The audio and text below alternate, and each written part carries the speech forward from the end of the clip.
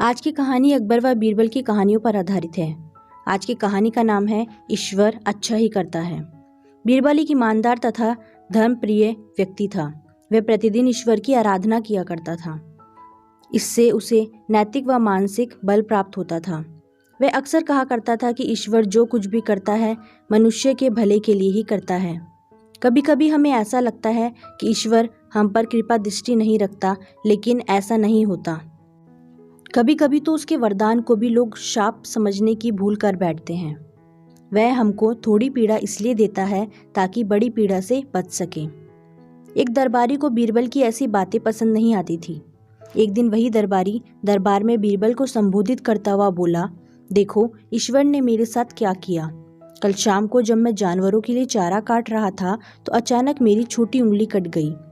क्या अब भी तुम यही कहोगे कि ईश्वर ने मेरे लिए यह अच्छा किया है? कुछ देर चुप रहने के बाद बीरबल बोला, मेरा अब भी यही विश्वास है, क्योंकि ईश्वर जो कुछ भी करता है मनुष्य के भले के लिए ही करता है। यह सुनकर वह दरबारी नाराज हो गया कि मेरी तो उंगली कट गई और बीरबल को इसमें भी अच्छाई नजर आ रही है। मेरी पीड़ा तो जैसे कुछ भी नहीं। कुछ अन्य दरबारियों ने भी उसके सुर में सुर मिलाया।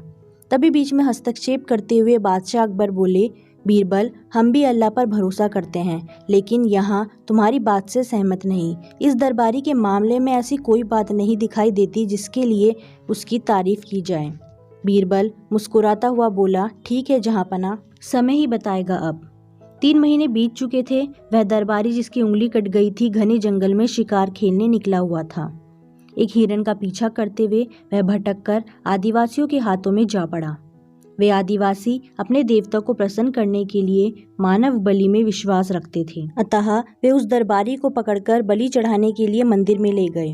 लेकिन जब पुजारी ने उसके शरीर का निरीक्षण किया तो हाथ की एक उंगली कंपाई। नहीं, इस आदमी की बलि नहीं दी जा सकती, मंदिर का पुजारी बोला। यदि 9 उंगलियों वाले इस आदमी को बलि चढ़ा दिया गया तो हमारे देवता प्रसन्न होने के बजाय क्रोधित हो जाएंगे। अधूरी बलि उन्हें पसंद नहीं। हमें महामारियों, बाढ़ या सूखे का प्रकोप झेलना पड़ सकता है, इसलिए इसे छोड़ देना ही ठीक होगा। और उस दरबारी को मुक्त कर दिया गया। अगले दिन वह दरबारी दरबार में बीरबल के पास आकर रोने लगा। तभी बादशाह भी दरबार में आ पहुंचे और उस दरबारी को बीरबल के सामने रोता देखकर हैरान हो गए। तुम्हें क्या हुआ है? रो क्यों रहे हो? अकबर ने सवाल किया। जवाब में उस दरबारी ने अपनी आपबीती विस्तार से कह सुनाई। वह बोला, अब मुझे विश्वास हो गया है कि ईश्वर जो कुछ भी करता है मनुष्य के भले के लिए ही करता है। यदि मेरी उंगली ना कटी होती तो निश्चित ही आदिवासी मेरी बलि चढ़ा देते। इसलिए मैं रो रहा हूँ, लेकिन ये आंसू खुशी के हैं। मैं खुश हूँ क्योंकि मैं जिंदा हूँ।